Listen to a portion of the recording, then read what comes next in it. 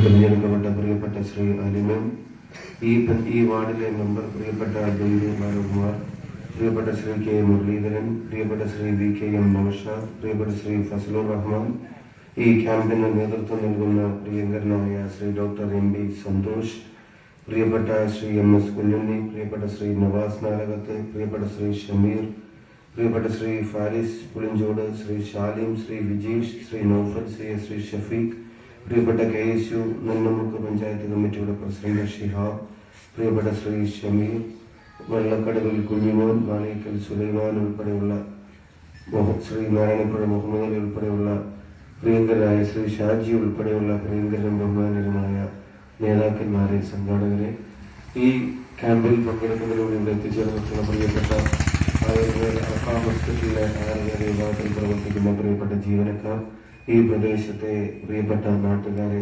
സുഹൃത്തുക്കളെ, ഞാൻ ദുരിതമായൊരു പ്രസംഗം നടത്താൻ ഉദ്ദേശിക്കുന്നില്ല. വളരെ നേരത്തെ ഏറ്റ ഒരു പരിപാടി പാലക്കാട് ഉള്ളതുകൊണ്ട് എനിക്ക് ഈ പരിപാടിയിലൊന്ന് സംബന്ധിച്ച് എത്രയും പെട്ടെന്ന് തിരിച്ചു പോകണമെന്നുള്ളതായിരുന്നു എന്റെ ആഗ്രഹം.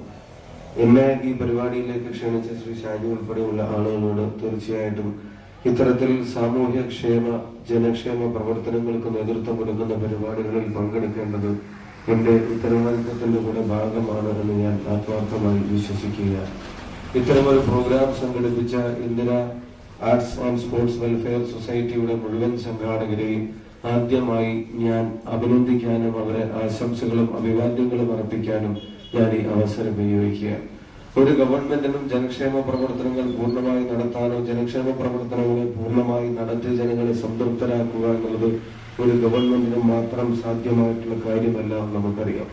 നാട്ടിൽ നടക്കുന്ന ക്ഷേമ പ്രവർത്തനങ്ങൾക്ക് മുഴുവൻ നേതൃത്വം കൊടുക്കേണ്ടത് ഗവൺമെന്റുകൾ തന്നെയാണെങ്കിൽ പോലും അതിനപ്പുറത്തേക്ക് അത് താഴെത്തട്ടിലെ ജനങ്ങളിലേക്ക് എത്തിക്കുന്ന ഇത്തരത്തിലുള്ള സാമൂഹ്യ സന്നദ്ധരായ സേവന സന്നദ്ധരായ ക്ലബ്ബുകളുടെയും സൊസൈറ്റികളുടെയും പ്രവർത്തനം ഒരു നിർണായക ഘടകമാണ് എന്ന് നമുക്കറിയാം.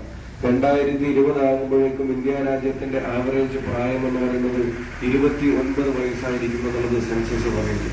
അമേരിക്ക, ചൈന, ജപ്പാൻ തുടങ്ങിയ ലോകത്തെ വികസിത രാജ്യങ്ങളെല്ലാം തന്നെ അന്ന് 40 വയസ്സിന് മേലെയായിരിക്കും അവരുടെ ശരാശരി പ്രായമെങ്കിൽ ഇന്ത്യ ലോകത്തെ ഏറ്റവും കൂടുതൽ ചെറുപ്പക്കാർ ജീവിക്കുന്ന ഒരു രാജ്യമായി ഇന്ത്യ അന്ന് മാറും. 150 കോടിയിലധികം ജനങ്ങൾ ജീവിക്കുമ്പോൾ അവരുടെ ആവറേജ് പ്രായം എന്ന് പറയുന്നത് 29 വയസ്സെന്നിരിക്കെ അവരുടെ പ്രവർത്തനങ്ങൾ പ്രിയപ്പെട്ട KPCCയുടെ സെക്രട്ടറി പ്രിയപ്പെട്ട ശ്രീ അജയേട്ടനെ ഇവിടെ എത്തിച്ചേർന്നിട്ട് നിങ്ങൾക്ക് വേണ്ടി അദ്ദേഹത്തെ ഈ വേദിയിലേക്ക് സ്വാഗതം ചെയ്യുന്നു.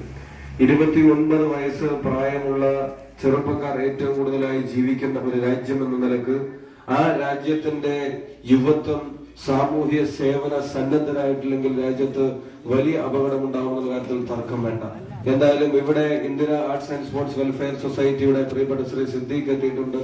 Indira arts and sports welfare സൊസൈറ്റിയുടെ ആഭിമുഖ്യത്തിൽ ഇത്തരം ഒരു പരിപാടി സംഘടിപ്പിക്കപ്പെടുമ്പോൾ എനിക്ക് തീർച്ചയായും ഈ പ്രദേശത്തെ യുവാക്കളെ കുറിച്ചുള്ള പ്രതീക്ഷകൾ വാനോളമാണ് എന്ന് തുറന്നു പറയാൻ ഞാൻ ആഗ്രഹിക്കുകയാണ്. ഈ പ്രദേശത്തെ യുവാക്കളിലൂടെ ഈ സമൂഹത്തിനും നാടിനും ഗുണകരമായ ഒട്ടേറെ പ്രവർത്തനങ്ങൾ ഇനിയും മുന്നോട്ട് വെക്കുമെന്നുള്ള കാര്യത്തിൽ ആർക്കും തർക്കം വേണ്ട. അതോടൊപ്പം തന്നെ ആയുർവേദം എന്ന് പറയുന്ന ഒരു പ്രത്യേക ഡിപ്പാർട്ട്മെന്റിനെ ഇനിയും മലയാളിയും ഭാരതീയനും വേണ്ടത്ര ഗൗരവമായി എടുത്തിട്ടില്ല എന്നുള്ളതാണ് വസ്തുത.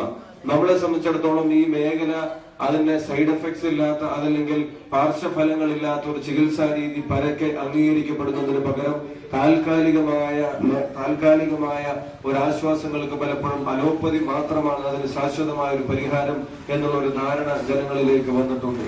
ആ ഒരു അവസ്ഥ മാറ്റി നമ്മുടെ സ്വന്തം ചികിത്സാ രീതികളും പതിറ്റാണ്ടിന്റെ പാരമ്പര്യവുമുള്ള ആയുർവേദം എന്ന പാർശ്വഫലങ്ങളില്ലാത്തൊരു മേഖലയെ കൂടുതൽ ജനകീയമാക്കാനും അതിൽ ജനങ്ങളിൽ വിശ്വാസമർപ്പിച്ച് വളരെ ചെലവ് കുറഞ്ഞ ചികിത്സാ രീതി പിന്തുടർന്ന് ആരോഗ്യത്തിന് പാർശ്വഫലങ്ങളില്ലാതെ തന്നെ സ്ഥിരമായ ഒരു രോഗപ്രതിരോധ ശക്തി രൂപപ്പെടുത്തിയെടുക്കാനും നമ്മളെ സഹായിക്കുമെന്നിരിക്കെ ഇതിനെ കൂടുതലായി പരിചയപ്പെടുത്തേണ്ടതും കാലഘട്ടത്തിന്റെ അനിവാര്യതയാണ് എന്ന് ഞാൻ വിശ്വസിക്കുന്നു.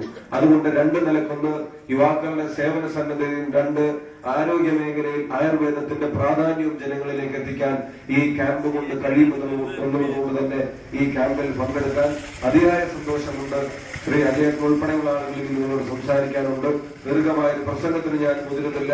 ക്യാമ്പ് സംഘടിപ്പിച്ച ഇതിന്റെ മുഴുവൻ സംഘാടകരെയും ഒരിക്കൽ കൂടി ഹാർദവമായി അഭിനന്ദിച്ചുകൊണ്ട് ഒപ്പം ഈ ക്യാമ്പ്